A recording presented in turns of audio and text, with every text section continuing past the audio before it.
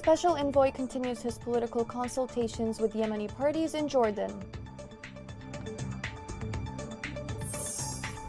As war enters its 8th year, the suffering of displaced people aggravates across the country.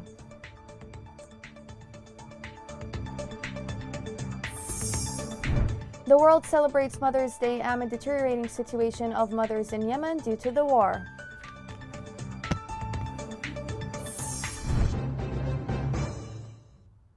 Welcome to Yemen Today TV. This is the English news with me, Shaz Abdelbay. The UN Special Envoy to Yemen, Hans Grunberg, discussed in Jordan with Yemeni parties his proposed framework, which aims to end the conflict. Today, Grunberg met with a delegate representing Al-Rashad party, and both sides stressed the need to put first humanitarian and economic issues. The U.S. Embassy in Yemen celebrated the initiative of the Gulf Cooperation Council to host Yemeni consultations at the end of March in Riyadh. The U.S. Ambassador to Yemen, Kathy Westley, called on Yemenis to seize this opportunity to reach a lasting peace. She noted that the support of the Gulf Cooperation Council, countries for people in Yemen, will be the key to peace and stability. The U.S. National Security Advisor condemned the Houthi attacks against civilian infrastructure in Saudi Arabia. He said the Houthis have rejected calls for ceasefires and de-escalation over the last year. He stressed the need to end the war, calling upon the Houthis to cooperate with the United Nations and its envoy. He also outlined that the Houthis launched these terrorist attacks with the help of Iran, which supplies them with missile and training, noting that this violates UN Security Council resolutions. The coalition announced the destruction of a booby-trapped boat in Hodeidah and thwarted an imminent attack targeting freedom of navigation in the Red Sea. The coalition also announced Houthis have attacked an oil facility belonging to the Aramco in the city of Jeddah on the Red Sea. The coalition considers Houthis' escalation a negative response to the Gulf Cooperation Council call to hold peace consultations in Riyadh.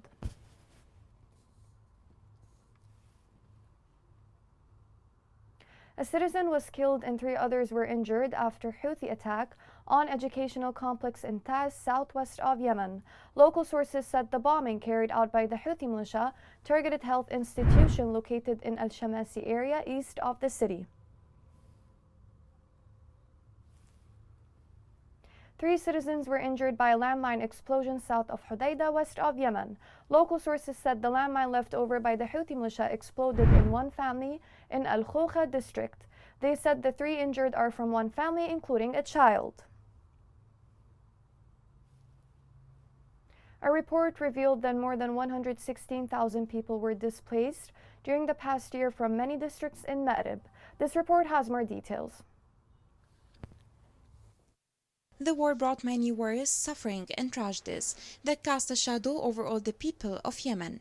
The suffering would be greater with the lives of Yemenis who were displaced by the war from their areas, to live a harsh life whose suffering does not end, no matter how many days or years passed. Yesterday, Yemeni authorities announced that more than 116,000 civilians were displaced in Yemen's central province of Ma'rib in 2021. The figure was provided by the government-affiliated Executive Unit for IDPs Camps Management, who said that over 2.2 million Yemenis had been displaced in Ma'rib province overall since 2014, after it was home to 3 million people before the conflict. The scene in Ma'rib is a gloomy snapshot of how millions of Yemenis are suffering as a result of the 7-year-long conflict. About 154 million informal sites, both large and small, host thousands of families who have sought safety in Ma'rib from across the country. An even larger number of displaced people are staying with locals in the area. As the conflict spread, Yemenis from across the country migrated to Ma'rib, that is previously considered as the safest place in the country. Development of infrastructure and increased economic opportunities over recent years had also made Ma'rib an attractive location. Today, however, with the escalation of the conflict, the situation in Ma'rib has changed. Violence in Ma'rib is intensifying as warring parties fight to claim control over an area that is important for its geographic location, oil and gas resources, and military weight. Violence in Ma'rib is intensifying as warring parties fight to claim control over an area that is important for its geographic location, oil, gas resources, and military weight. A city that has previously hosted 500,000 people, according to local authorities, is now home to nearly 3 million people. Most of the displaced people are totally dependent on humanitarian assistance, although it does not always reach them. The war in Yemen has killed tens of thousands and caused what the United Nations describes as the world's largest humanitarian crisis. The UN have warned that nearly 80% of the country, about 30 million people, are in need of humanitarian assistance and more than 30 million are at risk of starvation. Millions of displaced Yemenis are living in unimaginable conditions, looking forward to a life with more safety and stability, so that they may heal their wounds and tragedies that the war of the Houthi militia gave them. The suffering of internally displaced people continues across the country. In Al-Dala, displaced people are voicing their concerns over aid. This report has more details. Hundreds of displaced families in Al-Dala have been displaced by the war and thrown into displacement camps to feel their pain. Among these families is the family of Muhammad Yahya Hassan, who was displaced from Hais area in Al-Hudaydah to Qataba district in Al-Dala. He spoke to us, explaining his suffering and his inability to provide the necessary food for his family. I am displaced from Hais. We do not have the money to pay for medicine, food or drinking water. We are suffering so much, and my brother is quite ill. We are in a very difficult situation. We are 7 members in one family. I cannot afford securing medicine for my brother. His suffering doubled because of his brother, who has a mental illness. Now he is unable to treat him or to buy medicines for his psychological condition. The displaced families from the north and west of Al-Dala aren't in a better condition than the families displaced from outside Al-Dala. These families were forced to leave their homes, farms, and sources of income, and were displaced to separate places in Al-Dala, Qataba, and other areas. The aid provided by humanitarian organizations is limited, whether it is for shelter, money for rent, or food aid that is distributed for a limited period and limited numbers. There is a need to review the records of displaced families. There must be a fair distribution among people. Favoring people in the distribution of aid is injustice. Uneven distribution of aid made many displaced families to crumble after they were deprived from aid, and they are demanding for a fair distribution of humanitarian aid. The National Human Rights Center has documented about 1,400 crimes and violations against women and girls during the past year in Sana'a. The Capital Media Center announced in a recent report that it documented about 1,395 crimes and violations committed against women and girls, and it confirmed that last year was the worst against women in the capital Sana'a compared to the years before war. March 21 marks the International Mother's Day. It's celebrated around the globe to praise the role of mothers in building families and nations. Yet mothers in Yemen have nothing to celebrate. They have been crushed, displaced, and even killed for the past years. This report has more details. As the world celebrates International Mother's Day, Yemeni mothers continue to gravely suffer the repercussions of a 7-year-long war. Even in the best of circumstances, childbirth can be a terrifying experience. But the humanitarian crisis in Yemen has made the path to motherhood even riskier than before. The long-running strife in the nation has decimated Yemen's healthcare system. Barely half of all healthcare institutions are operational. The first to suffer the impact are typically the most vulnerable members of society, mothers and newborns. Every 2 hours, 1 mother and 6 newborns die because of complications during pregnancy or birth. Access to high-quality healthcare during and after pregnancy can mean the difference between life and death for both mothers and their unborn children. Nonetheless, Yemen's conflict has severely limited access to expert care. Even when mothers do arrive at hospitals with functioning maternity units, there is no guarantee that they will be able to get treatment. Healthcare professionals report that they are understaffed and under-resourced, with some even lacking necessary equipment such as incubators. Meanwhile, pregnant women, new moms, and newborns are frequently forced to share beds, and infection control is inadequate. The survival of mothers and children are tightly interwoven. Newborns who lose their mothers have a low survival rate. 1 in 37 die within the first month of life. Infants who lose their mothers and are thus not exclusively breastfed are also at a higher risk of mortality. Most maternal fatalities are caused by problems that might have been avoided if the mother had access to family planning and adequate health care prior to, during, and after childbirth. Even when families have access to health care, the country's conflict-torn economy pushes those who are already struggling to make ends meet even further into debt. But it's not just pregnant women that suffer in the region. Wives and mothers are increasingly turning against Houthi terrorist forces. These women are taking to the streets to demand the release of their sons and husbands, putting their own lives in danger in the process. Mothers live in a constant state of worry over their offspring, at a time when children are exposed to danger from all sides. Coming next,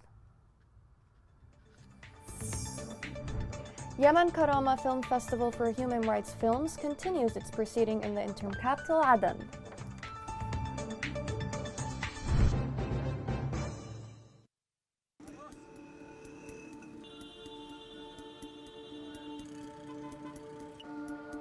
راتب الواحد 120 ألف، والكيس الدقيق ب18,000، والكيس السكر اليوم ب20,000.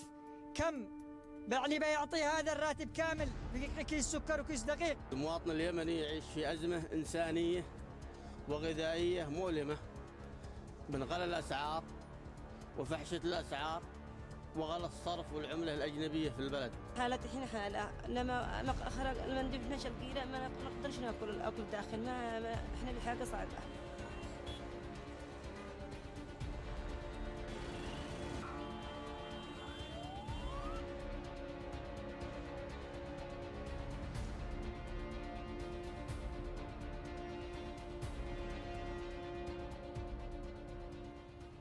Welcome back. A severe cooking gas crisis has hit the country.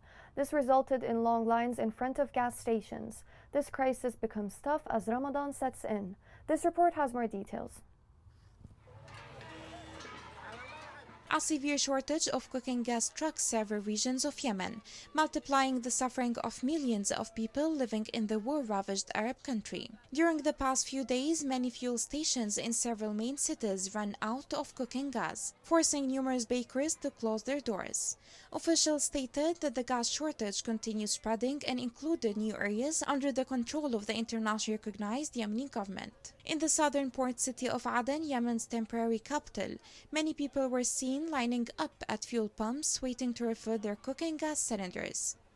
Ahmed Jalal, a citizen in Aden, said that he spent several hours standing in line until he refilled his cooking gas cylinder, and it's much less than what he needs, adding that his family needs at least 4 gas cylinders to cook food throughout the whole month. An official of Aden's local authority stated that due to the ongoing war, the production of gas is not enough to meet the high demand of the local market. The inequitable distribution of gas also participated in creating this acute crisis, as some provinces get fewer quantities of cooking gas supplies than the others. In other provinces controlled by the Houthi militia, lack of fuel and cooking gas has had a terrible impact on local people's quality of life and created a new misery. Hundreds of vehicles are waiting in long lines in Yemen's capital Sana'a to get their tanks refilled as the ongoing fuel shortage keeps getting worse. Yemen has been mired in a civil war since late 2014, when the Houthi militia seized control of several northern provinces and forced the internationally recognized government out of the capital Sana'a. Martin Griffiths, UN Undersecretary General for Humanitarian Affairs and Emergency Relief Coordinator, said that according to some latest nationwide assessments by humanitarians, 23.4 million people in Yemen, or 3/4 of the overall population, need some form of assistance. The war has also accelerated Yemen's economic problems, pushing more families into poverty, which is among the largest drivers of humanitarian needs. Yemen relies on commercial imports for about 90% of its food and nearly all its fuel and other essential goods. Fuel imports have also fallen sharply through Hodeidah port. Fuel volumes in February were less than half the average. This drop is contributing to fuel shortages and price rises, which are likely to become even more acute as the energy prices globally continue to rise. The conflict in Ukraine and attacks of Houthi militia on Saudi Arabia have risen the prices of oil. The prices of most supplies and foodstuffs have jumped by more than 30% in many countries around the globe. This report has more details. Oil prices jumped as EU nations are looking to join the US in sanctioning Russian oil. And after Saudi Arabia, the largest oil exporter, said it will not be responsible for crude supply shortage following Houthi rebels' attacks against the kingdom's energy facilities. The coalition said Yemen's Iran-backed Houthi rebels launched attacks on energy units, including an Aramco liquefied gas plant in the Red Sea port of Yanbu, an oil storage plant in Jeddah, an oil installation in Gizan, as well as on the facilities of Yanbu Refining Company. No casualties were reported in the attacks, but the kingdom's energy ministry said that there was a temporary drop in output. The coalition added later that it would not bear any responsibility for any shortage in crude supplies to global markets following the attacks on energy infrastructure. Oil may hit $240 if EU follows suit with sanctions on Russian crude. OPEC Plus sticks to gradual output increase in April despite supply disruption fears. Experts say the rise in prices in oil is due to the Houthi attacks, warnings of a structural shortfall in production from OPEC, and a possible EU embargo on Russian oil for its military offensive in Ukraine. With supply disruption continuing, countries such as war-torn Yemen will be engulfed in an already chaotic economic state that will affect the most vulnerable and all sectors of the society.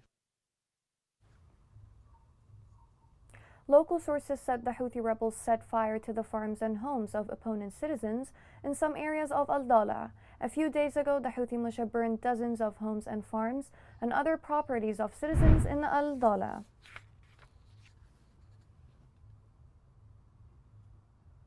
Yemen Karama is a film festival that focuses on stories of human rights violations committed in Yemen and then turn these stories into films. The event includes Aden, Taiz, and Hadramaut. This report has more details. Karama Human Rights Film Festival launched its third edition in Aden under the slogan Reclaiming Narratives. The festival, funded by the European Union, is a noble attempt at reviving Yemen cinematography. Short films have been absent from screens for years as a result of the war tearing the country's fibers apart. Today, we celebrate the glorious return of youth-directed short films. The war has deprived us of enlightening, thought-provoking productions, and today, Aden witnesses their return in today's Karama Festival, under the slogan, Reclaiming Narratives. Over the course of 14 days since its inception, the festival has shown about 22 feature and documentary films, including 6 Yemeni films, all of which highlight human rights issues in the world, and Yemen in particular. The films have documented scenes that reflect the suffering that Yemeni society has been experiencing over the past 8 years. The film centers around the internal conflict experienced by Yemeni people in light of wavering security and uneasing turmoil. Yemeni people resort to escapism to avoid thinking about their past or future. The short film has been shot over the span of 8 months, and it's been nominated in various international film festivals, in which it won 4 awards. This unique festival aims to restore hope by presenting touching and honest stories told by people who lived in the midst of adversities and crises still experienced today by Yemen's people. I'm glad to have taken this explorative journey. These youth have given it their all, and I'm proud to have witnessed their artistry. The most notable thing about these productions is how they have told mindful human rights stories with great cinematography. This is a new, exciting experience for me. I've seen a diverse array of stories told in different and unique ways. The festival is a platform that allows for the expression of homeland concerns and issues in dramatic, liberated, and influential works, presenting opportunities for rising filmmakers to unleash their creativity and talent. Here's a reminder of the main headlines. Special Envoy continues his political consultations with Yemeni parties in Jordan. As war enters its 8th year, the suffering of displaced people aggravates across the country.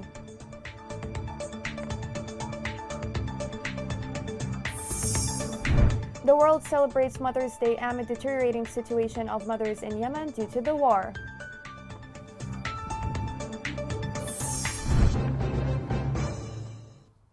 This is the end of the news. Thank you for watching.